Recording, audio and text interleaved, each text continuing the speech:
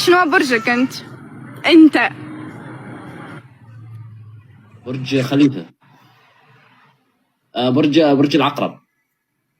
احلف والله. والله وانا والله عرفتك عنا نفس الكبرياء. يا الله هيك الحمد لله رب عندنا العالمين. نفس الكبرياء، بس انت بعثتي لي، انا ما بعثت لك.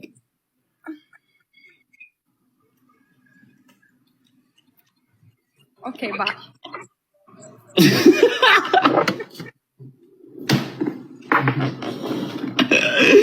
بوم بوم. برج العقرب بالله برج العقرب.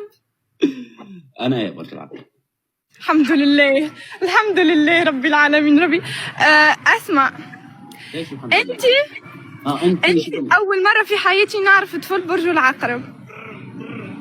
شو هذا؟ شوفي ما فهمت انا. انت اول انت يرحم اهلك. انت شو حاس حالي اشتغل بالبيت الاحمر؟ شو هذا؟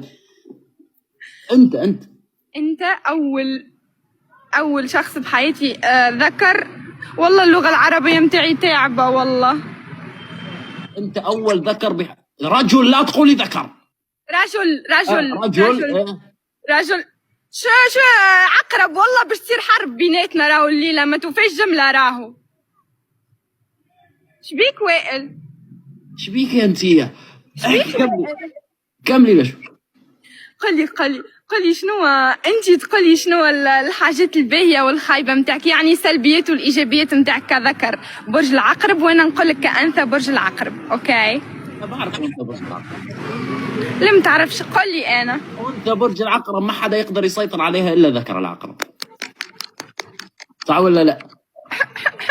مسيطره والله صح. والله صح. طيب والله السلبيات تبعي انا عصبي جدا. وانا عندي عصبيه ما بتنطاق. انا اكثر العلاقات في حياتي خسرتها بسبب عصبيتي والله. مش علاقه. لا انا علاقه يعني